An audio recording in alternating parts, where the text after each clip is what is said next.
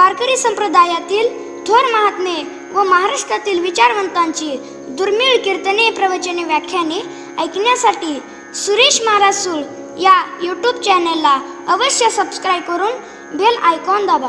पवित्र सोवळी एक तीर्थ भूमंडळी, ज्यांचा आवडता देव अखंडित प्रेमभाव, तीच भाग्यवंते सरती पुरती धनविते. ज्यांचा आवडता देव अखंडित प्रेमभाव, तुका म्हणे देवा त्यांची केली पावे सेवा. ज्यांचा आवडता देव अखंडित प्रेमभाव, विठ्ठल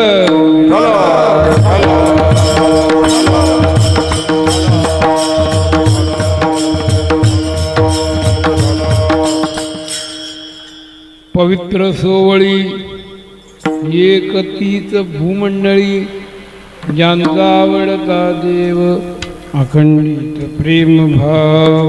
या ठिकाणी उसेगाव या गावी श्री संत सेवागिरी महाराज यांचा संजीवन समाधी सोहळा अमृत महोत्सव त्यातून चाललेला आहे. साधुसंत मायबाप जे आहेत भारतामध्ये, भारताच्या बाहेर जगतामध्ये अवतीर्ण होत असतात. फक्त एकाच प्रांतामध्ये त्यांचा जन्म नसतो. महाराष्ट्रात काय संत होऊन गेले, कर्नाटकामध्ये काय होऊन गेले, काही ज्याचे इतर ज्याचे आणखी गुजरातमध्ये होऊन गेले. अशा पद्धतीने जगातील सर्व प्रांतामध्ये केवळ जगताचं कल्याण करण्याकरता ते येत असतात. देवाला आणायचं असतं आणि तुम्हा आम्हाला कर्म भोगण्याकरता बळाने यावं लागतं. एवढा फरक आहे. ते येत असतात, येते उपकारासाठी आले घरी. या नियमाप्रमाणे गुजरात प्रांतामध्ये जुनागड हे नरसिंह मेहताचं जन्मस्थान सांगितलं जातं. त्याच भागातले बाबा होते असं समजलं. आणि इथं जे आहे ते दृष्टांत झाल्यानंतर तपश्चर्या तशीच, अनुष्ठान तसंच, सेवा तशीच. इथं येऊन सिद्धेश्वर या देवालयाच्या जे ते सान्निध्यात त्यांनी जे ते साधना आयुष्यभर केली. शेवटी संजीवन समाधी त्यांनी घेतलेली आहे. त्याला आज 75 वर्ष पूर्ण होत आहेत. आपल्या दासाचा संभ्रम सोहळा करणे गोपाळा ब्रिज तुमचे.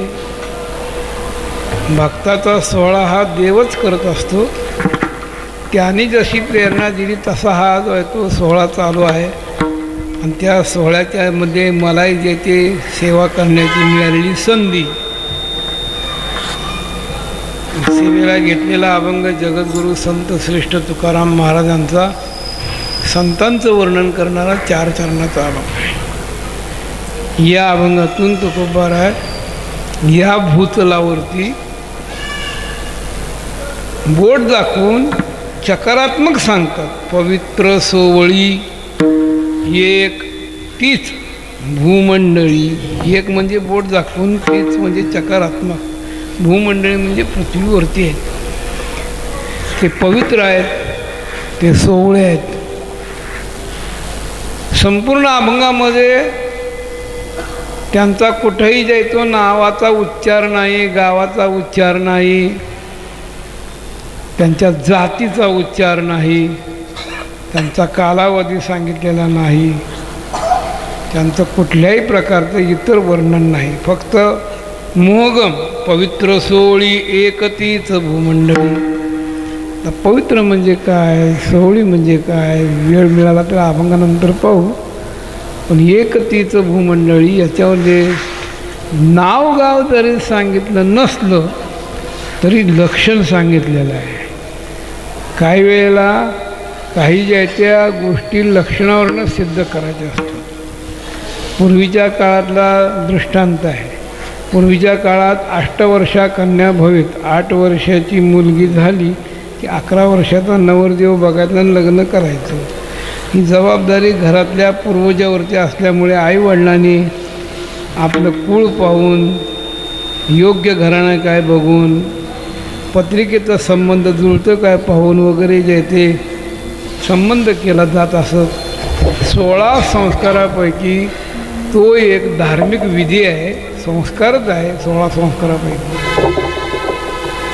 ती पूर्वीच्या काळातली लग्न होती, बालवयात झालेली लग्न. मग ते लग्न झाल्यानंतर दिवाळीला मुलगी ज्यावेळेस परत माहेराला येते त्यावेळेस सगळ्या मैत्रिणी, त्याच्या जे ते काही असणारे जे ते काही गावातल्या इतर जे ते काही मुली वगैरे सगळ्या भेटायला येतात. आणि मग जे ते सगळी चौकशी करतात. आणि मग नंतर जावाईभाऊ येतात. जावाईभाऊ आले की पुन्हा सगळ्या मुली येतात. आणि मग ते बसलेले असतात मधी आणि तिला सांगतात, हे जे बसलेली आहेत सगळे मंडळी, त्या जावाईबरोबर 2-4 माणसं आलेले असतात, त्याच्या वयाचीच असतात, तसेच असतात जवळजवळ अंगाने म्हणा, कपड्याने म्हणा. मग ते सांगतात, हा तुझा मालक आहे का? ती नुसती खुणती नाही म्हणते. म्हणजे पूर्वीच्या काळात ती होती म्हणून. आताची मुलगी असतील तिला जर काय विचारलं असतं, तुमचे मिस्टर हे काय आहे? आमचे मिस्टर हे चाललेली असे म्हणले असते. म्हणजे पूर्वीच्या काळातलं होतं, ती नाही म्हणते. मग ते धोतर नेसलेले आहेत का? नाही नाही. मग ते जॅकेट घातलेले आहेत का? नाही नाही. असं करता करता करता स्वतःच्या मालकावर ज्यावेळेस नंबर येतो त्यावेळेस ती नाही म्हणत नाही, होही म्हणत नाही, नुसतीच अशी उभारते. मग समजावं की हिची मालक आहे लक्षणावरनं. तद्वत या अभंगात तुकोबारायाने पवित्र, सोवळी, आचरणाने आणि सात्विक अशा असणारी माणसं, संत महात्मे, त्यांचं लक्षण सांगितलं. आणि त्या लक्षणामध्ये महाराजांनी वर्णन करत असताना अभंगाच्या 2ऱ्या चरणात सांगितलेलं आवड काय, ज्यांचा आवडता देव अखंडित प्रेमभाव. त्याचं लक्षण, ज्यांचा देव आवडताय ते पवित्र आहेत, ते सोवळे आहेत, ते भाग्यवंत आहेत, ते सरतेपुरते धनमित्य आहेत. कोण? देव ज्यांचा आवडतात.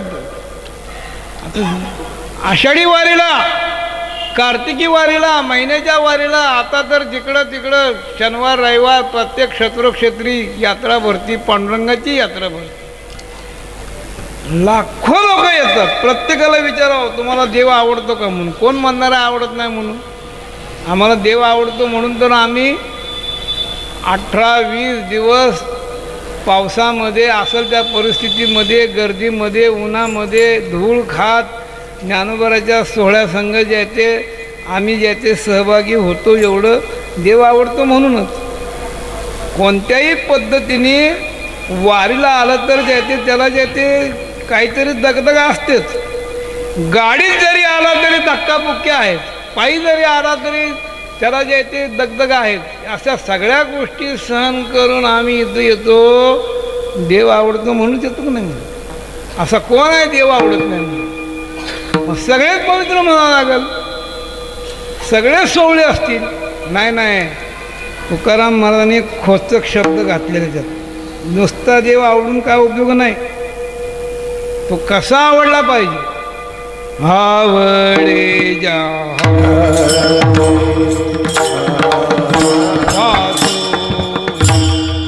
आवडे माग मला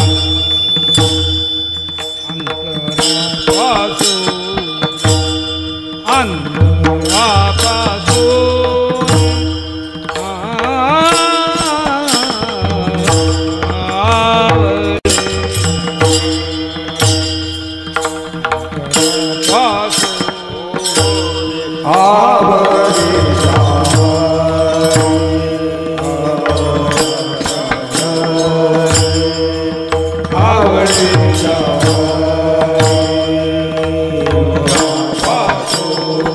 आवडे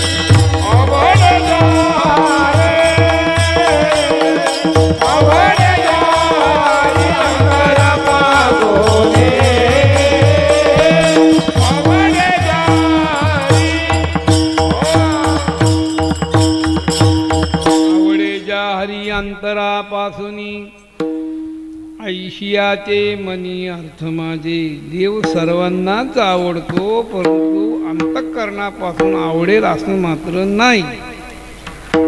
एवढ्यापुरतं जे आहे ते देव आवडणं निराळं आणि अंतःकरणापासून आवडणं निराळं. आवडे ज्या हरी अंतरापासून, ऐशियाचे मनी अर्थ माझे. तेव्हा ज्यांचा आवडता देव, पुन्हा खोचक शब्द, अखंडित प्रेमभाव.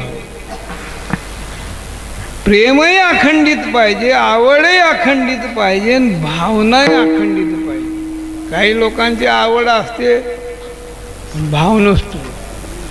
प्रेम असतं तर जे ते आवड नसते. एक आहे एक नाही, कोठे काही कोठे काही, एक आहे एक नाही. भावना भिन्न असतात. दाखवायला भाव एक असतो, अंतःकरणातला भाव एक असतो. कारण अंतःकरणापासून आवड नसती, पण बाहेर भाव दाखवायचा असतो. म्हणून उदाहरण द्यायचं तर तुकोबाराच्या शब्दात, पूर्वीच्या काळामध्ये सासू नावाचा प्राणी असा विचित्र होता, आता नाही. म्हणजे इथं कोणी सासवा असतील त्यांना सोडून बोलतो, त्यांचं नाही वर्णन हे, पूर्वीच्या काळात नाही. पूर्वीच्या काळात अशा काय सासवा विचित्र होत्या प्राणी की सुनाला कधीही चांगलं जे आहे ते, कधी आयुष्यात तिला जे आहे ते दिवस येऊच द्यायचे नाही. सारखा तिच्या पाठीमागं काही ना काहीतरी जाचच. मग काम करून घेण्यामध्ये कंटाळी असतं, काम करून घ्यायचं. जेवायला बसली की काम सांगायचं. मग घरामध्ये काही चांगल्या चीज वस्तू आल्या म्हणजे देण्याला आळस करायचा, जेणेकरून सगळ्याच्या समाधानामध्ये तिचं समाधान सांभाळून घ्यायचं नाही. काहीतरी बोलायचं, काहीतरी करायचं. लेखी बोले सुने लागे, असं तिचं ते जीवन असायचं. पण पूर्वीच्या काळामध्ये त्याही अशा कट्टर होत्या सुना. पतीचा जिव्हाळा म्हणून सासुरे अशी साहिजे, आणि एरवी वाहिजे चामाची मोड. एकनिष्ठ उपासक असायच्या त्या. सर्व भावे पती ध्यानी मनी. आपल्या पती करता म्हणून त्या व्यवस्थित वागायच्या, पण हिची भावना जे ते चांगली नसायची. आयुष्यभर तिने जे ते गांजलेलंच असायचं. आणि अशी सासू वयोवृद्ध झाल्यानंतर एके दिवशी का तिचा अंत झाला, म्हणजे ती सून सगळ्यांच्या करता नवऱ्याला बरं वाटावं, वाड्यातल्या लोकांना बरं वाटावं, येणं जाणारा बरं वाटावं म्हणून पंचममधला षड्ज लावती. जाणाऱ्या लोकांना कळलं असेल पंचममधला षड्ज म्हणजे काय, तुम्हाला कळलं नसेल, म्हणजे स्वराचे तज्ज्ञ आहेत त्यांना कळलं असेल. जोडमधला सज्जन स्वर जो आहे तो निराळा षड्ज लावणं, घाऱ्याचा षड्ज लावणं निराळा. आणि पंचमचा जर का षड्ज लावून गायला लागला तर नसता मुडव्यात बाहेर पडेल. असल्या आवाज, असल्या आवाजात ती रडत असते. सासूबाई तुम्ही गेला, आता डाळ किती घालू कुणाला विचारू, स्वयंपाक कसा करायचा कुणाला विचारू, माझी आई होती, माझी आमची होती म्हणायचं असतं. सासूसाठी रडे भाव अंतरीचा भिन्न. मनात म्हणत असते बरी झाली पिढा गेली सर्व सत्ता हात्या. म्हणते पिढा गेली, मोठा आनंद होत असतो. दाखवायचा एक भाव, अंतःकरणातला एक भाव. प्रेमाचं तसंच आहे, दाखवायचं एक प्रेम, असणं एक प्रेम. तुकाराम माझे रंगवून दृष्टांत दिलेलं आहे. पूर्वीच्या काळामध्ये बहुतांशी शेतकरी घराण्यामध्ये जे काय असतील त्याच्यामध्ये जे आहे ते जनावरे पाळले जात असत. त्याच्यामध्ये गाई म्हशी काय ते बकरे हे ते असे जनावरं पाळले जातात. एका धनगराने जे आहे ते खूप मोठे जे आहे ते पशुपालन केलं होतं. त्याच्यामध्ये शेळी होते, बकरी होते, बोकडं होते. आणि एक असा त्यांनी लळा लावलेला जो तो बोकड पाळलेला होता, उंचा पुर्रा धीट असा ज्याचा असणारा. आणि काही निमित्ताने म्हणा त्याचं आयुष्य सरलं म्हणतो गेला की याला बरं वाटेना, काय करावं. रात्रंदिवस ती डोळ्यासमोर दिसायला लागला, कसं करावं काय करावं विसर पडना. लोक म्हणले चातुर्मासाचे दिवस आहेत, जा ना पंढरपूरला, मठामठातून पुराण पोथी कीर्तनं चालू आहे तिथं ऐकायला जा, असं म्हणतं वय. म्हणून तो शेतकरी धनगर बाबा पंढरपूरला आला. चंद्रभागेचं स्नान केलं, देवाचं दर्शन घेतलं, उपोषणा करत असताना एका मठामध्ये आणि चातुर्मासाची पूजा चालू होती. गेला पुराणिक बुवाच्या समोर बसला आणि त्या पुराणिक बुवाला बघितल्या बरोबर त्याला हुंदका आला आणि त्याला रडू आवरणा. आणि जसं पुराण सांगत तसं जास्त त्यांच्याकडे बघण्यामुळं जास्तच रडायला लागला.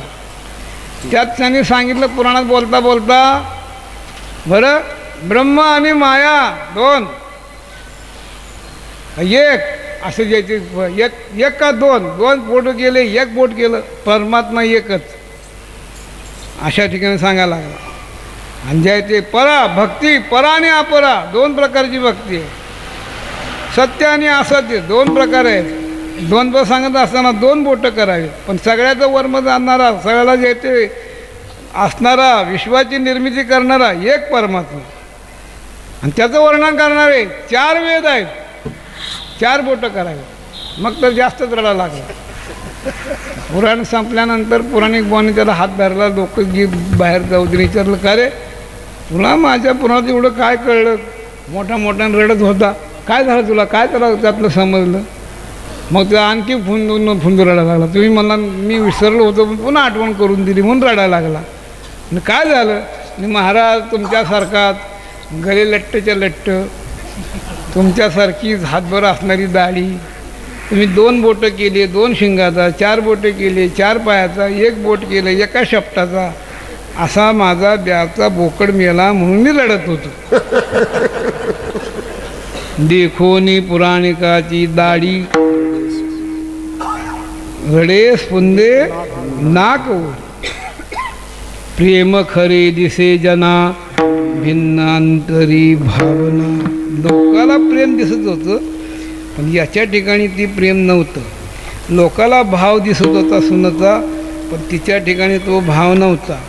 आवडीचाही प्रकार तसाच असतो की दिसत्या लोकाला दाखवायचं असते की यांची मला फार आवड आहे, पण ती आवड नसते. अशा पद्धतीने संसारामधले जे प्रेम आहे, मग बहीण भावाचं असेल, मुलाचं असेल, वडिलांचं असेल, मुले आईबापाचं असेल, पण सगळं प्रेम जे आहे ते कसं असतं? खोटं असतं. तुका म्हणे सांगू किती, बाप लेकाशी मारती. खरं प्रेम आहे काय? हां, मनासारखे न होता बाळकाशी मारी माता. आईचं खरं प्रेम असतं, मुलाचं खरं प्रेम असतं. आईचंही खरं प्रेम नसतं, वडिलांचंही प्रेम नसतं, मुलाचंही वडिलावर खरं प्रेम नसतं, कुणाचंच नसतं. पत्नीचं तरी अर्धांगी म्हणून आली, तिचं देखील नाथ महाराज वर्णन करतात. सदा शृंगारभूषणे कांतालवे, सदा शृंगारभूषणे कांतालवे बहुमाने. फुटका दे कोणी काय? सदा शृंगारभूषणे कांतालय, तुकोबराचं प्रमाण आहे. कांतालवे बहुमाने. आणि धनवंता पुरुषापाशी स्त्री लवटवे करी कैशी. फुटका दे कोणी सुनेसी हलवी पुच्छासी आपुल्या. ते मोठा गोड दृष्टांत दिला. मालकाने जर का चतकुर भाकरी टाकली की ती कुत्री जशी शिपूट हलवत त्याच्या पुढं गोंडा घोळत बसते, तद्वत हा घरात आल्यानंतर महिन्याचा पगार तिच्याच हातात, शेतीचं आलेलं बिल तिच्याच हातात, काय कारभार आला की तिच्या हातात, सगळा काय कारभार जसं सगळं जसं असं तिच्या हातात. हा जसा काय तिच्या हाताखालचा रामागडीच. मग ती म्हणते बस आमचं त्यांनी. अगं गुरुवार आहे, आज ऑफिसला जायचं, चहा देते का? नुसता चहा कसा घेता? लाडू करू का शेंगादाण्याचा, का साबुदाण्याचा, का काजू किसमिस बदाम, ह्या असं काय करू द्या का? अशा पद्धतीने विचारणा असते. कुठपण तर सदा शृंगारभूषणे. सगळ्या नवऱ्याच्या जीवावरती अंगावरती डागडागिने, कपडे चांगले आहेत, उत्तम प्रकारचे जे आहे ते जीवन चाललेलं आहे. मग आमचे त्याने म्हणते तीच कांता तेही केश देता रडतसे. अंतकाळात ती सुद्धा बाजूला राहते. हां, खूप नामदेवराय वर्णन करतात की असणारी जेवढे काही आपले गणगोत आहेत हे सगळे जे आहेत ते देहघराची कामिनी तिथं राहिली भुवनी. शेकीत तसे स्मशानी अग्निसवी एक अशा पद्धतीने शेवटेला कोणी उपयोगाला येत नसतं. तसंच बहीण भावाचंही नातं असतं. 4 दिवस बोलावतो, दिवाळीला तिच्याकडनं ओळण घेतो, काहीतरी टाकतो म्हणून माझा भाऊ. मध्ये दुष्काळ पडला, बोलवलंच नाही, लोक म्हणतात यावर्षी गेली नाही दिवाळीला. तुम्हाला माहीत नाही काय, भाऊ मेला की माझा म्हणते. अशा पद्धतीने यातलं सगळ्या संसारातलं खोटं प्रेम, खोटी भावना आणि खोटी आवड असते. इथं या ठिकाणी शब्द घातलेला आहे की ते खोटं या देवापाशी चालत नाही. खोटे कोटे सरे तुझ्या पायापाशी अंतर्जानशी पांडुरंगा, देवाच्या ठिकाणी चालत नाही. म्हणून अशी ज्यांची एकनिष्ठ उपासना आहे, अशी उपासना करणारे जे भगवत भक्त आहेत, ज्या आवडे ज्या हरी अंतरापासून ऐशियाचे मनी अर्थ माझी अखंडित भावना पुन्हा म्हटलेली. त्या ठिकाणी ज्यांचा आवडता देव अखंडित प्रेमभाव, भावसुद्धा अखंडित राहायला पाहिजे. माणसाचा आता असतो पुन्हा नसतो, जरा वेळ नसतो. एका गावामध्ये दरवर्षी भव्य प्रमाणात सत्ता व्हायचा. त्यात एक गृहस्थ मोठ्या सात्विक वृत्तीने दानशूरही होता, घरची संपत्ती चांगली होती, त्याच्यामध्ये भागही घेत होता, खटपटही करत होता, मोठ्या प्रमाणात देणगी द्यायची, मोठ्या प्रमाणात पंगतही घ्यायची, सर्वांचं जे ते स्वागतही करायचं, सगळं काय होतं. आणि एकच होतं की गळ्यामध्ये माळ नव्हती, पंढरीची वारी कधी केली नव्हती. लोक म्हणायचे, भाऊसाहेब आपल्या गावातलं भूषण आहे तुम्ही, म्हणजे इतकं सुंदर वागता तुम्ही, आणि तुमच्या गळ्यात माळ नाही, अजून पंढरी बघितली नाही. आता जवळजवळ 80 वर्ष होत आले, चला आमच्याबरोबर. मग जाऊ द्या म्हणलं, आता थोडक्यासाठी मला कशाला बाटू नसतं. अहो तसं नाही, तुम्ही सात्विक वृत्तीचे माणसं, हां किती म्हणले तुमचा भाव, केवढी तुमची आवड, केवढं तुमचं याचं काय योगदान, म्हणून आम्ही तुम्हाला म्हणतो. म्हणले नाही नाही म्हणजे आता तुम्हाला आम्ही आषाढीला नेणारच. बळजबरीने त्याला जे ते पंचमीला, ज्येष्ठ होते पंचमीला आळंदीला मुक्कामाला आणलं. पंचमी शिष्य तुकोबरायचं प्रस्थान सप्तमीचं दाखवलं, अष्टमीला ज्ञानोबरायचं प्रस्थान पाहिलं, 16 वाटायला लागला. आणि जेव्हा तो पाहिला तिथला समारंभ सगळा, पुढं घोडे, त्याच्या मागं दिंड्या, आणि प्रत्येक दिंड्यात ते पताका फडफडतात, आणि ते भजन टाळण घोळण ते गाणं, मागं जे आहे ते पुन्हा समाज तसाच. त्याला पश्चाताप झाला, देवा पांडुरंगा, अरे अरे अरे अरे आत्तापर्यंत जन्म माझा वाया गेला, आता मी पक्का वारकरी होणार आणि कधीही वारी चुकणार नाही. झाली भावना निर्माण, भावना निर्माण झाली अंतःकरणात. आणि केव्हा पंढरी ते असं वाटायला लागलं. आली एकदा पंढरी, दशमीचा दिवस, रात्री 12ला पालखी आली. ज्यांच्यात उतरला होता तिथं झोप येईना त्याला. पहाटे 4लाच उठून चंद्रभागेचं स्नान करून कपडे वगैरे घेतले आणि प्रश्नाच्या वाटेने आता रात्रभर दुकानं उघडे असतात. एकाच दुकानात सगळं भांडवल, तिथंच पताक, तिथंच माळ, तिथंच जे ते धोतर जुडी, तिथं सगळं खरेदी केलं, सगळं भांडवल. आणि उजळल्यानंतर मग त्या फडावरच्या महाराजाकडे येऊन, महाराज तुमच्या दिंडीत आळंदीपासून आत्तापर्यंत आलो, मला आता अनुग्रह करून घ्यायचा तुमच्याकडनं. तेव्हा माल जी तुळशी माळायची तुमच्या हातून माझ्या गळ्यामध्ये घाला. महाराजांनी सांगितलं, अरे गोष्ट खरी आहे, पण काही नियम पाळावे लागतात. माळ कधी काढायची नाही काढणार. पंढरीची वारी करणार, एकादशी करणार, बघ बरं सांभाळलं पाहिजे. हो सगळे व्रत वगैरे करणार, आषाढीची वारी करणार. माळ अशी निवडलेली असते की तसं काय टाळाच्याच गोट्या, हे टप्पूरच्या टप्पूर. आणि ती मग माळ, ते मग खाली धोतर, आणि ते मग शर्ट, आणि ते उपरणं, मग ते गंध, माळ घातल्यानंतर दुसऱ्या दिवशीपासनं मग ती फेटा बांधणं, पताक खांद्यावरती, रामकृष्ण हरी, ज्ञानबा तुकाराम. पौर्णिमेचा काला झाला, गावाकडे लोक निघाली. स्टँडला आला तर समोरच गाडी होती. गावाची गाडी पाठी वाचली की जाऊन बसला, तिकीटही काढलं, गावही आलं. गावात जे आहे ती गाडी जाण्याची व्यवस्था असल्यामुळे काही लोक जे आहे ती एस टी स्टँडवरती बसलेली होती गप्पा मारत. त्याची जे आहे ते सगळे सवंगडी आणि त्यांच्या देखत जे ती खाली उतरल्याबरोबर झाले का साधू, वा वा पंढरपूरला गेले तुम्ही साधू होऊन आले का, असं लागलं ती. का त्याला माहीत आहे ह्याच लोकांबरोबर आपण किती काय काय गुण उधळलेले आहेत ती सगळं त्याच्या डोळ्यासमोर उभं राहील. कोणी म्हणते करून करून भागला आणि देवपूजेला लागला. मग म्हणतो दुसरा म्हणतो ए साधू साधून टाका. आता काही लोक बोलायचे रोज ही निंदा करायची, त्याला ती अवघड वाटायची. झाली भावना होती संपली. मग उन्हाळा ह्याची श्रावणाचे दिवस पाऊस पडलेला, विहिऱ्या भरलेल्या जिकडे तिकडे विहिरीवरती पाणी आलेलं. हा गेला मुद्दामन वर जायते चढून जायते मोठ जिथून चालती त्या जागेवर जाऊन तिथून उडी मारली.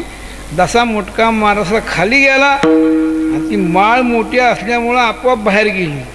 जाऊ द्या म्हणला महाराजाला आपण काय बोललो तुम्ही माळ काढणार नाही, पण ती मनाने गेली म्हणला, आपण काढली नाही म्हणला. झाली आबावून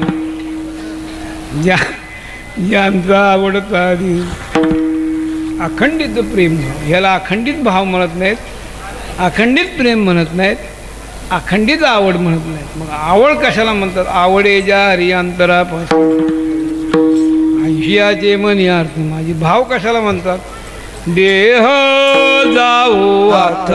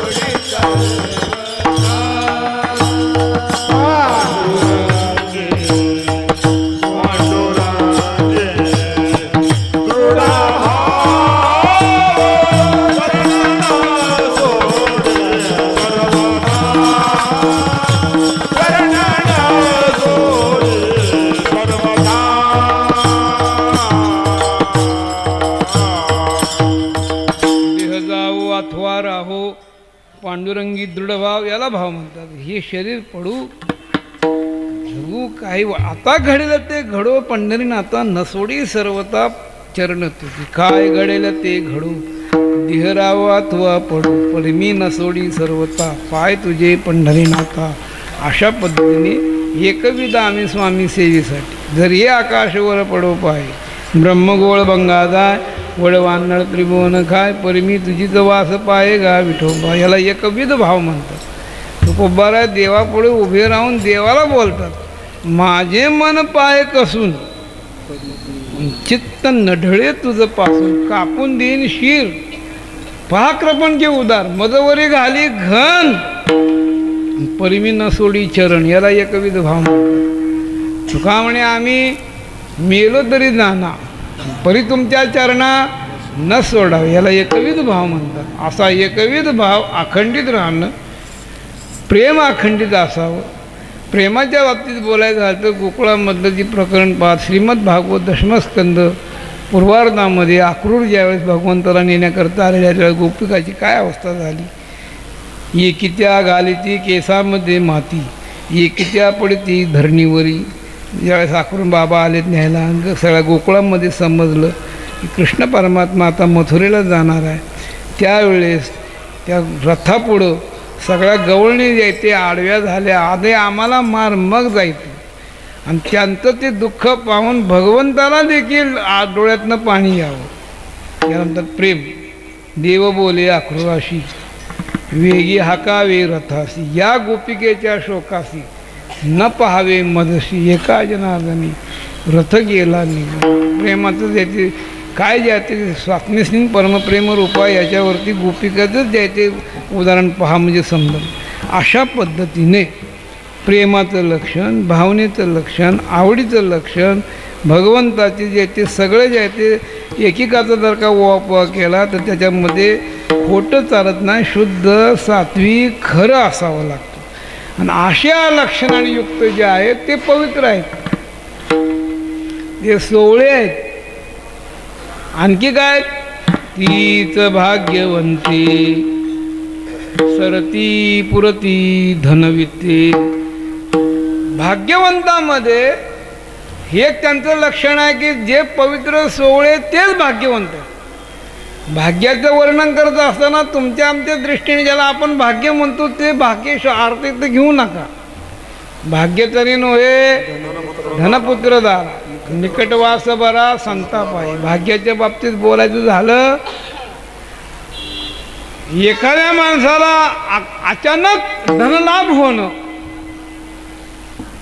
ज्या जागेत बसून दरिद्र अवस्था भोगत आहे खायला नाही अंगाला वस्त्र भरपूर नाही जीवन अगदी दुःखात खडतरच दुःखामध्ये चाललेलं आहे. आणि अशा माणसाला एकाएकी कोण बनेगा करोडपती म्हणून देते त्याचा नंबर लागला तर वाह मी पूर्ण भाग्यवान समजतो. धन प्राप्त झाले भाग्यवान. मुलं नाहीत आणि अशा वेळेला वयाचे 60 वर्ष निघून गेले. 60व्या वर्षी जायची संतती झाली. ज्ञानोबा वर्णन करतात वैशिच्या शेवटी एकच वे वांदुटी मग ते मोहाचे त्रिपुटी नाचू लागे. तिला जसा आनंद व्हावा कधी न होणारा मूल झालं आनंद होतो. काही केलं तर लग्नच जमत नाही. पत्रिकेत तर घोळ निघल वयात तर बसत नसल. मुलगी पसंत आहे तर मुलीला मुलगा पसंत नसेल. मुलगा पसंत आहे तर मुलाला मुलगी पसंत नाही. कुठंतरी काहीतरी चाललेलंच आहे. याच्यामध्ये 40-45 वर्ष वय झाले अशी काही सुंदर पत्नी मिळाली वा म्हणतो काय भाग्य म्हणतो माझं इतक्या दिवस थांबलो मग शेवटी मला माझी पत्नी चांगली मिळाली. स्त्री भाग्य पुत्र भाग्य धनभाग्य हे संसारिकाच्या दृष्टीने भाग्यवान असले तरी संतांच्या दृष्टीने हे भाग्यवंत नाही आहे. आणि अशा भाग्यवंताला जर का भाग्यवंत म्हणायचं असेल तुम्ही आम्ही म्हणू शकतो पण संत म्हणत नाही. आपल्यासारख्या प्रापंचिक भाग्यामध्ये अतिशय भाग्यवान असणाराचं वर्णन तुकोबारांनी केलेलं आहे. आणि त्यांचं नाव आहे रावण. हा सामान्य नव्हता, ब्रह्मदेवाच्या वंशात जन्माला आलेला. हां, आणि ब्रह्मदेवाच्या वंशात जन्माला येऊन पुन्हा जे ते विद्वान होता, वेद जाणणारा होता, चांगल्या जे ते कुळामध्ये चांगल्याचा संबंध. हां, आणि अशा या रावणाच्या ठिकाणी भाग्यही ज्याला म्हणतात ते फार भरपूर होतं. त्याला जे ते आयुष्य लाभलेलं होतं, त्याला जे ते स्त्री भाग्य लाभ प्राप्त होतं, पुत्र भाग्य प्राप्त झालेलं होतं. 80 सहस्रजा सुंदरा कामिनी माझी मुखरणी मंदोदरी. रावणाला बायका किती होत्या? 80,000. शब्द कसा घातलाय? सुंदरा होत्या. आता सुंदरपणा आणण्याचा प्रयत्न करतात, पण सुंदर होणं मग होईल तसं सांगता येणार. ते बळच बापकट, आईकट, कटाकट, सगळे कट, ते असंच कापायचं, तसंच कापायचं, ती केसच कापायचे. म्हणजे इथनं नाही सांगत, दुसऱ्या देशातलं सांगतो. आपल्या भारतात त्या चांगल्याच बिचाऱ्या, त्यांना बोलत नाही मी, त्यांच्यावर काय बोलत नाही. म्हणजे एक अशी पद्धत निघालेली की काय भारतीय संस्कृती उच्च दर्जाची असताना काय वर्णन आपल्यात चाललेलं आहे, कुणीकडे दुर्लक्ष करतं, हे आपलं दुर्भाग्य आहे. तेव्हा अशी नव्हती. सुंदरा कामिनी एका तडीत एक लावण्य, अशा 80,000 बायका होत्या. असले रावण्यासारखी माणसं आज नाही म्हणून बरं आहे. आता आपल्यासारखे तर लग्नच झाले नसते, त्याला एकटा सगळं गाबाळ उचलला. हो, असं नाही. असं भाग्य त्या रावणाला मिळालं. कृष्ण परमात्म्याच्या 5पट, देवाला 16,000 आणि याला 80,000. 16 पंचे 80, 80,000. आता एवढ्या बाया ठेवायच्या म्हणजे लग्न करून बरं, लग्नाच्या एवढ्या बाया आता कुठे ठेवायच्या? तर प्रत्येकीला बंगला, प्रत्येकीला राजवाडा, प्रत्येकीचं जे आहे ते जिकडं तिकडं असणारा जो पसारा वाढलेला आहे. मुलं कुणी लिहित बसावेत? पुत्र पौत्राचा लेखा कोण करी, मुख्य पुत्र हरी इंद्राणी. तुकाराम महाराज म्हणतात पुत्र पौत्र म्हणजे मुलं नातू यांचा लेखा कोण करणार, कोण लिहित बसणार? त्यावेळेस काय कायदा नव्हता. 2 नंतर लांबवा आणि 3 नंतर थांबवा अशी काय भानगडीच नव्हती. त्यामुळं कोण लिहित बसलंय, किती मुलं आणि किती नातू काय माहीत नाही. मुख्य पुत्र हरी इंद्राणी. आणि त्याच्यामध्ये भोग भोगण्याकरता आयुष्य 14 चौकडे आयुष्य करणं. बंधू वर्ग झाला कुंभकर्ण. 14 चौकड्याचा आयुष्य म्हणजे एक चौकडी म्हणजे कृत त्रेत द्वापार कली 4 युगाचा अवधी निघून गेला की एक चौकडी होती. आणि 4 युगाचा अवधीचा वर्ष आपल्या नियमाप्रमाणे 43,20,000 अशी 43,20,000 43,20,000 14 वेळा व्हावे तेव्हा ती मरायचा, एवढं त्याला आयुष्य होतं. सत्ताही जबरदस्त होती, काय पंचवार्षिक सत्ता थोडीच होती तिची. इतकी सत्ता की तुका म्हणे ज्याचे देव बांधव, सगळे देव ताब्यात त्याच्या, सगळ्या देवावरची सत्ता. एवढा मोठा इंद्र, शंकर महाराज, त्याचप्रमाणे आणखी जे ते काही देव आहेत ते अग्नी महाराज, आणखी काही नाथाने यादी दिली सांगून बसून वेळ घेत नाही. पण असे चांगले चांगले देव, त्यांच्या ठिकाणी न शोभणारी कामं त्यांनी सांगायच्या देवाला सत्ता गाजवण्याकरता. इंद्रावर सगळ्या देवांनी छत्र धरावं, पण रावणावर इंद्राने छत्र धरायचं. इंद्रबारी चंद्रकरेरी, चंद्राने चौरी घेऊन वारं घालायचं. यमपाणी वाये घरोघरी, यमाने सगळ्या लंकेतल्या घरात पाणी भरायचं. विधी तेथे करी दळा कांडा. विधी म्हणजे ब्रह्मदेव, दळण्याचं काढण्याचं काम, पंचांग सांगायचं काम ब्रह्मदेवाचं होतं. अश्विनी देव दोन्ही परिमळ देती, स्त्री लागुणी विलंब अर्धक्षणी दासी गुमसुनी बांधिती. सगळ्या देवाची वैद्य अश्विनी, त्यांना सगळ्या वनस्पतीचं ज्ञान असल्यामुळे सुगंधित फुलं म्हणजे काय, परिमळ म्हणजे सुगंधित, सुगंधित फुलांचे गजरे, हार, तुरे, त्याचा अर्क काढून अत्तर तयार करायचं. मग ते अत्तर आणि ते हार, गजरे ताटात रत्न खचित घेऊन प्रत्येकीच्या दारात जायचं. आई साहेब आता फिरायला जायची वेळ झाली, तुम्हाला कोणता गजरा हवा आहे, याच्यामध्ये कोणचा अत्तर हवा आहे. आता 80,000 घरं फिरायची, त्याला वेळ लागेल का नाही. विलंब अर्धक्षणी दाशी घुमसून बांधिती. एखादीच्या घरात अवेळ झाला, तिने आपल्या दाशीकडनं त्याला बांधायचं आणि फटके मारायचे. असली जे ते सत्ता त्या रावणाची होती, तरीसुद्धा तुकोबाराने त्याला भाग्यवान म्हटलेलं नाही. का? सांगा ते कवडी गेले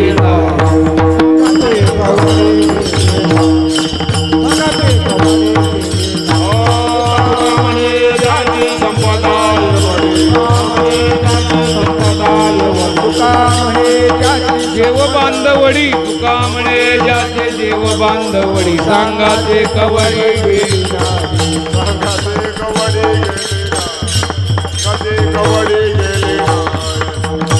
दोन्ही प्रमाणासारखेच आहे. लंके माझी घरी किती ते ऐका, तुका म्हणे ज्याची संपदा एवढी, आणि पाषाण परिसर भूमी जागून तुका म्हणे ज्याचे देव बांधवडी, सांगा ते कवडी गेली नाही. अशा पद्धतीने त्याला भाग्यवान म्हटलेलं नाही.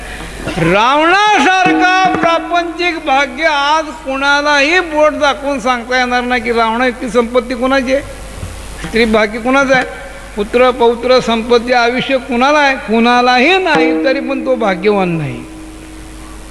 मग यांना भाग्यवान का म्हटलं?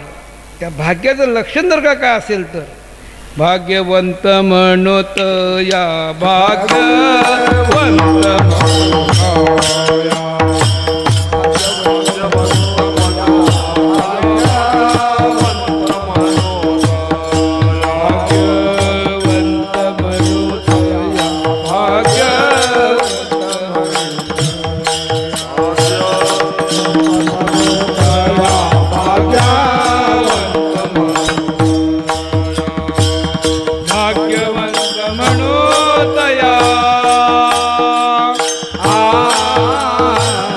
भाग्यवंत म्हणोतया, शरण गेले पंढरी राया, तरले तरती हा गर्वता, तरती हा गर्वता, तरले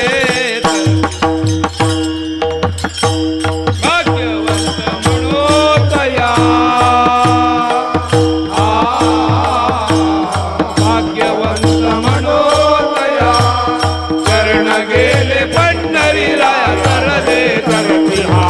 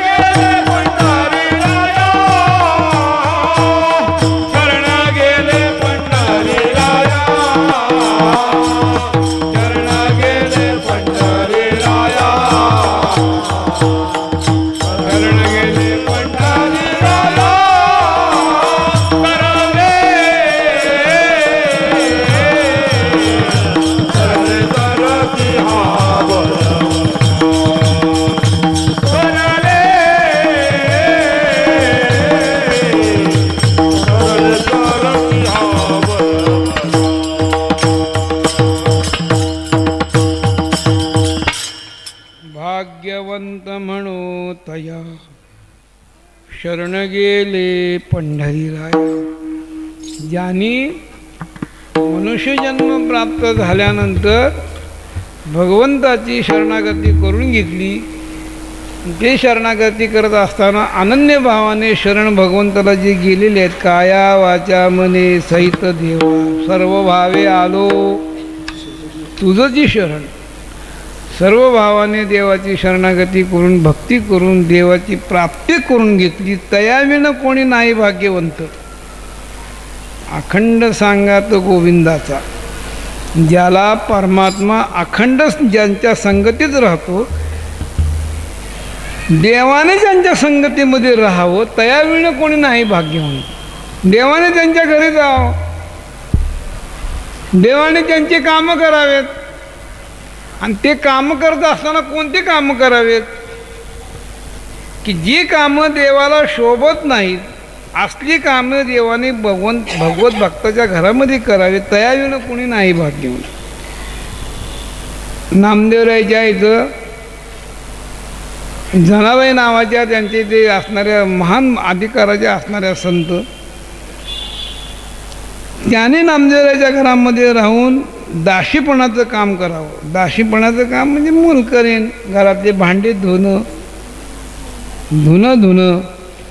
सारवण काढणं, केर एका ठिकाणी जमा करून ठेवणं, काय जे आहे ते घरकामं, दळण काढणं सगळं जे आहे ते कोणी करत यायची, जनाबाईने करायची. आणि त्या काळामध्ये 14 माणसाचं कुटुंब, एवढ्या कुटुंबाचं धुणं, एवढ्या कुटुंबाला लागणारं दळण, जनाबाई सामान्य नव्हत्या, परमभक्त होत्या. त्या 4 युगात त्यांनी भगवंताची उपासना केलेली होती. 4ही युगामध्ये जे आहे ते त्यांनी जे आहे ते भगवंताची उपासना नामदेवरायावर केल्यामुळं दोघांचे जे ते जीवनामध्ये कलियुगामध्ये पुन्हा योग आला. आणि त्या योगाने जनाबाईंनी सगळी कामं करत असताना देवाला खाली उतरावं लागत होतं आणि त्यांच्या घरी यायचं. जनाबाई पहाटे 4 वाजता उठायच्या आणि मग ते झाडझूड करून ते जातं स्वच्छ करायचं, मग जातं स्वच्छ ठेवायचं आणि हलकी कामं त्यांची इथं करायची. तयाविनं कोणी नाही भाग्यवंत. आपुले ते थोरपण नारायण नारायण विसरला,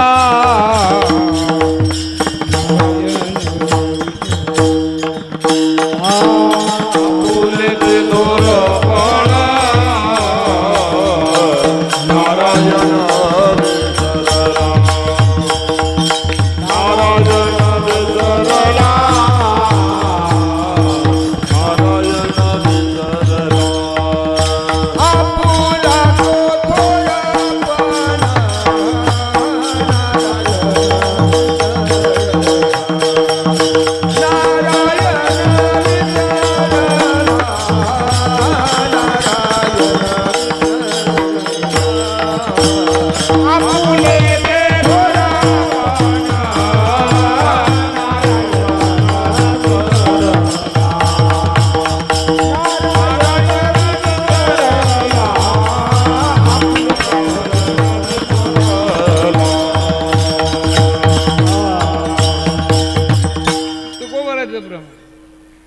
नाथ बाबा वर्णन करतात.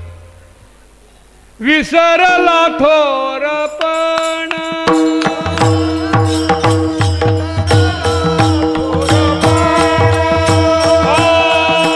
विसरला थोरपण, विसरला थोरपण करी दळण कांडण, करी दळण कांडण,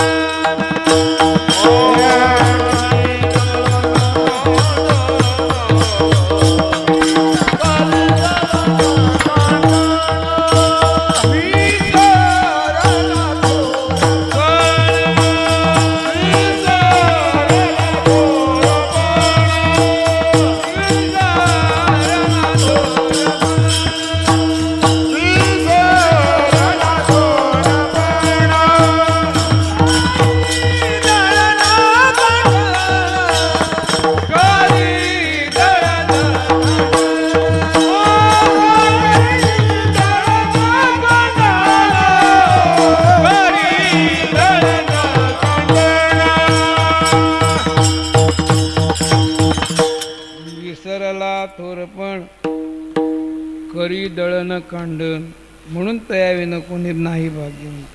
पुन्हा नामदेवाच्या बाबतीत ज्या परमात्म्याने नामदेवराय म्हणजे लढवाळ भक्त आहेत, प्रेमळ भक्त आहेत, त्यांच्याकरता भगवंताने अलौकिक असं जे ते जीवनामध्ये आलेले प्रसंग पार पाडले. लहान वयामध्ये त्यांच्या हातून दूधही प्राशन केलं. 5 वर्षाच्या वयामध्ये नैवेद्य भक्षण केलं. नव्या सामान्य महिमा संताचा नैवेद्य हातीचा मूर्ती. थोड्याच वयामध्ये लहान बालवयात निवृत्तीनाथ, ज्ञानोबराय, सोपानदेव, मुक्ताबाई आणि संत त्यावेळेस होते गोरोबा काका सावतामाळी सह तीर्थयात्रा त्यांच्या इथे गेलेले आहेत नामदेवराय. आणि ते जाताना गावोगाव जे ते परमार्थाचा असणारा, भक्तीचा असणारा, लोकांनावरती येते उपदेश करत त्यांना सन्मार्गाला लावत चाललेले आहेत. आणि परमात्मा सगळी तीर्थयात्रा करून परत आल्यानंतर भगवंताला भेटल्यानंतर सुखदुःखाच्या गोष्टीचं बोलणंही झालं.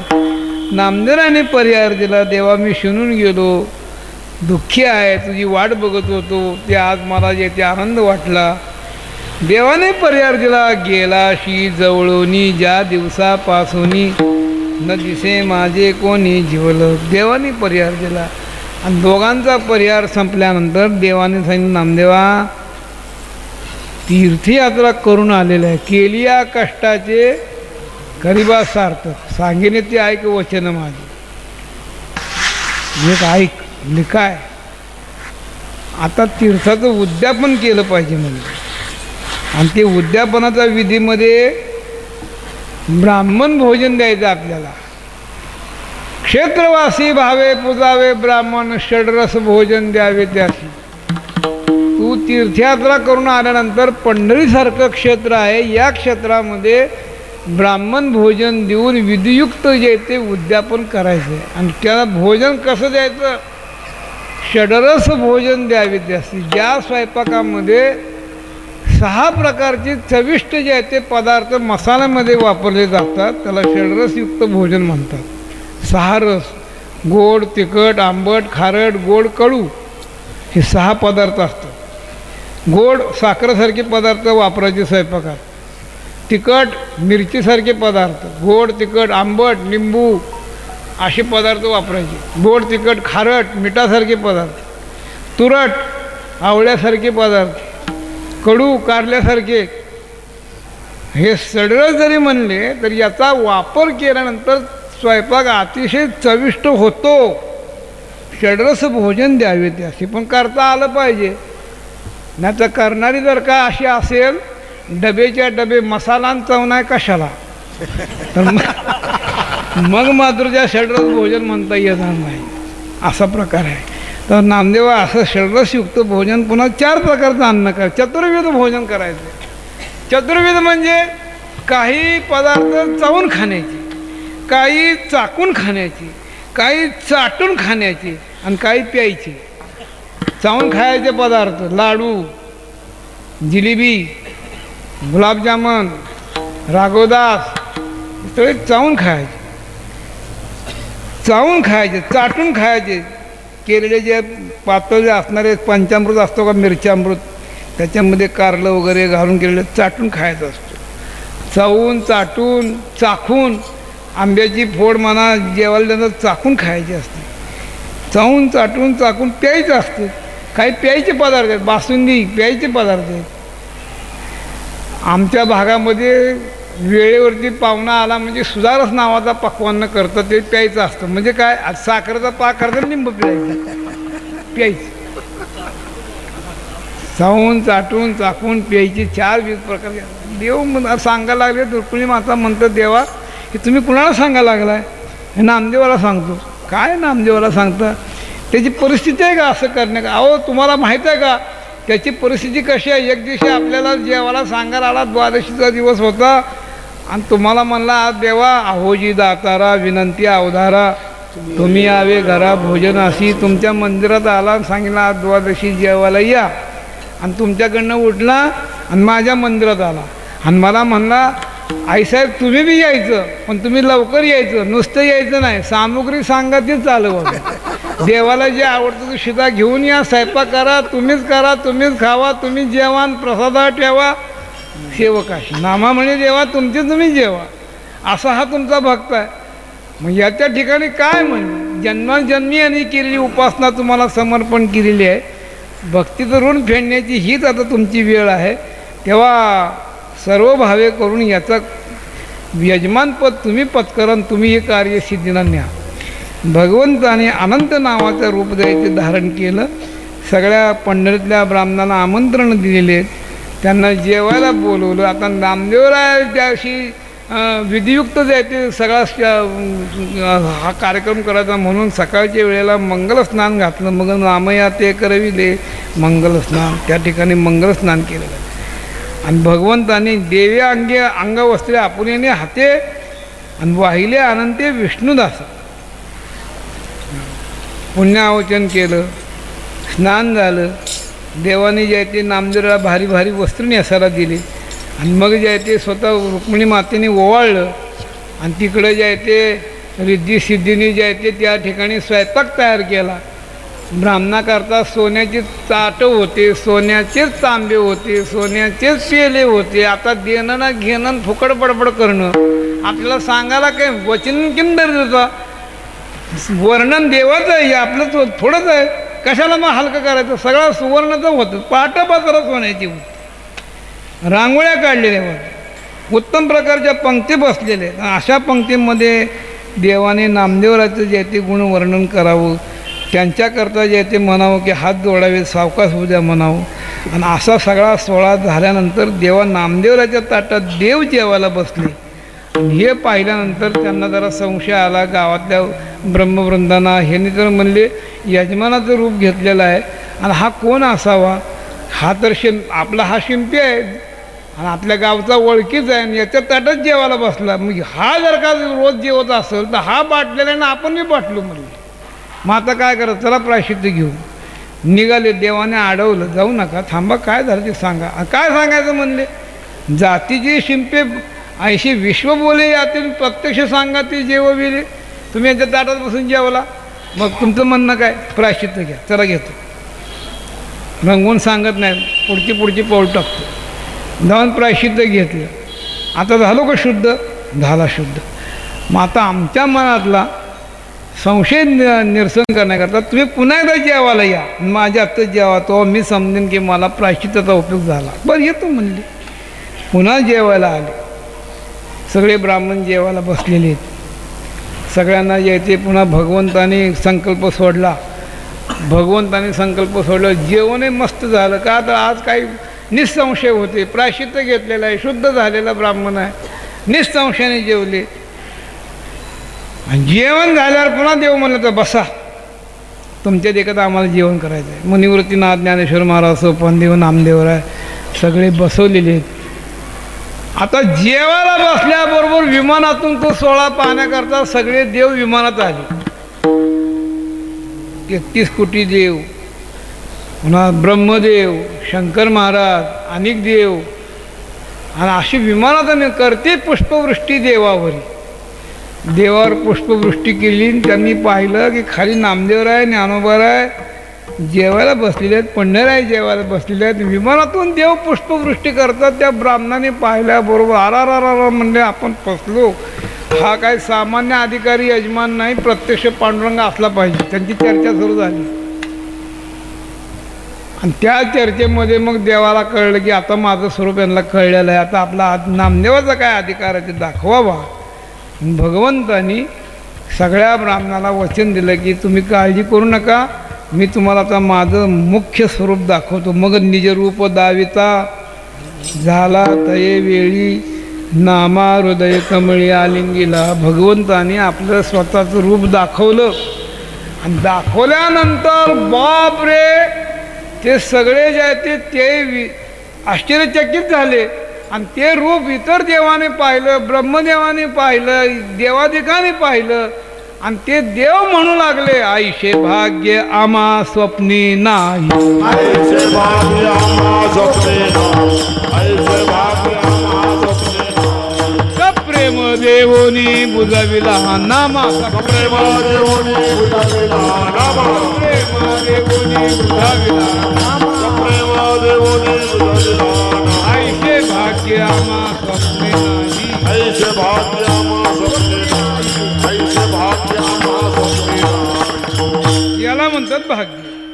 भाग्याचं लक्षण काय असेल तर तयाविनं कोणी नाही भाग्य तेच भाग्य म्हणते.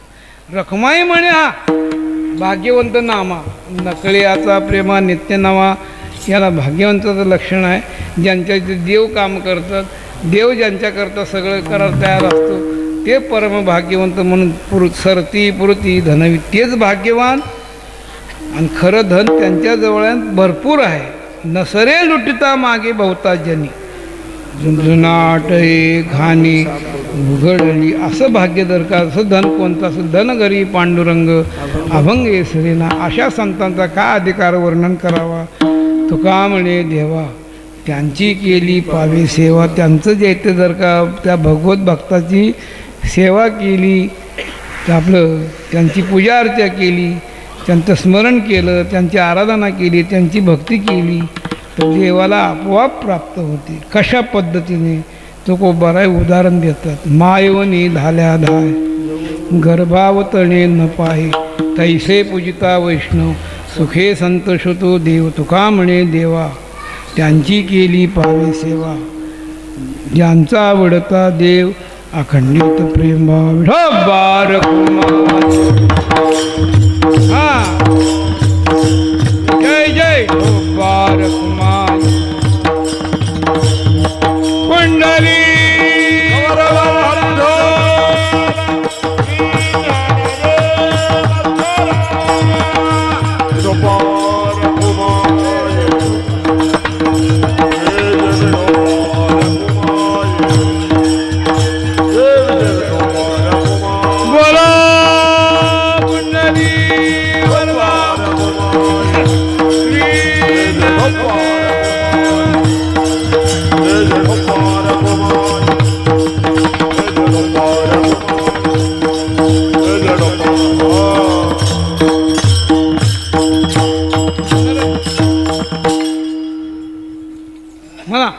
पवित्र सोबली पवित्र सोबली पवित्र सोबली पवित्र सोबली पवित्र सोबले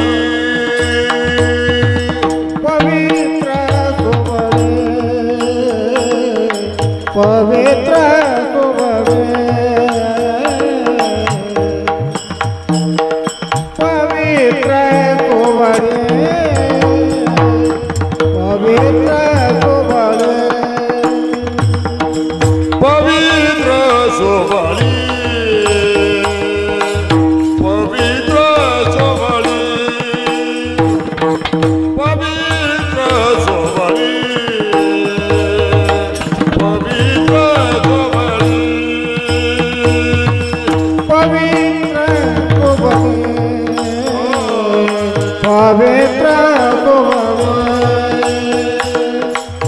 पवित्र सोबले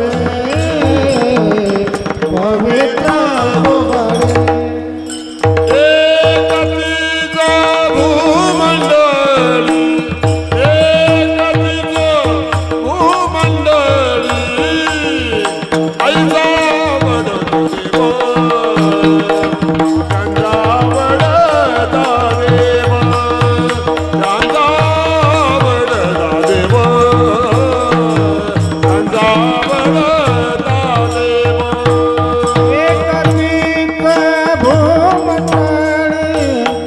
एकतीप भूमंडळी ज्यांचा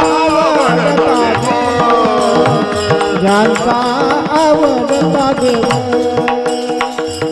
ज्यांचा आवडता देव ज्यांचा आवडता देव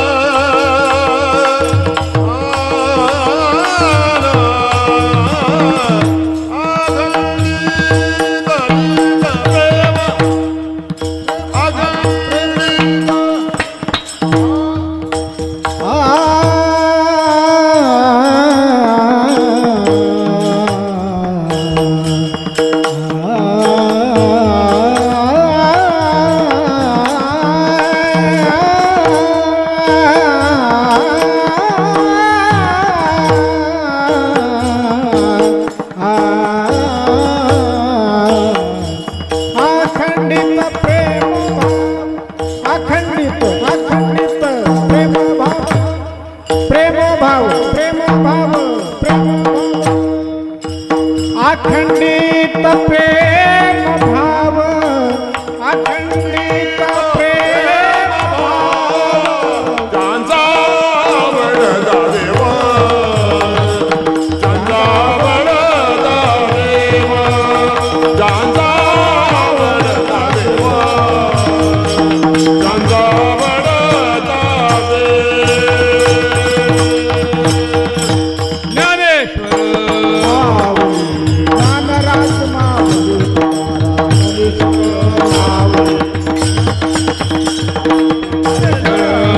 हॅलो पुंडरी गवरला हरी विठ्ठल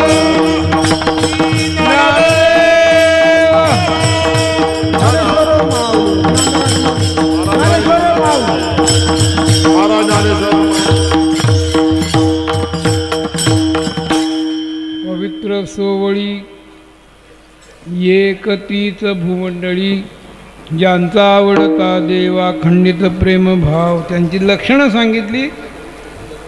त्या लक्षणामध्ये शंका अशी येते ही संत मंडळी जर का पवित्र असेल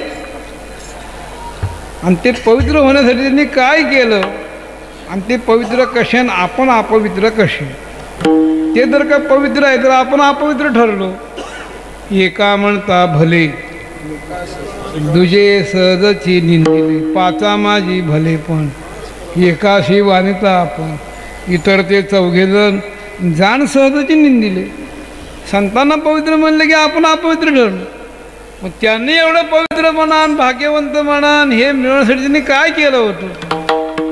अत्यंत पवित्र असणारं भगवंताचं नामचिंतन युगायुगाच्या ठिकाणी त्यांनी केलेलं होतं. नाम पवित्र आणि परिकर रखुमादेवी वराजी भगवत नामचिंतने मुळात पवित्र आहे. आणि ते पवित्र नाव या संतांनी जन्मजन्मांतरी जे आहे त्याचं अनुष्ठान केल्यामुळे त्यांच्या ठिकाणी पवित्रता निर्माण होण्याकरता अपवित्रता निघून गेली. त्या अपवित्रता कशामुळे. शरीर नाशवंत आहे म्हणून अपवित्र आहे का. याच्यामध्ये नासका कुचका माल आहे म्हणून अपवित्र का. नाही नाही नाही.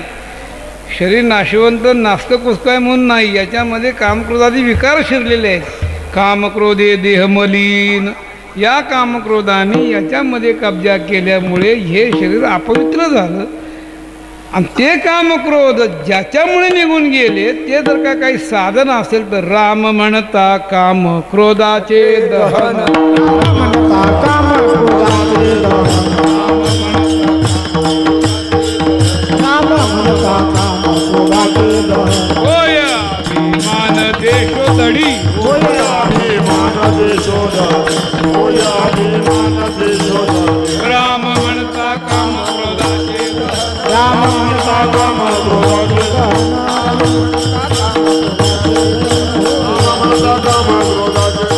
होय अभिमान देशोधडी होय अभिमान देशोधडी होय अभिमान देशोधडी.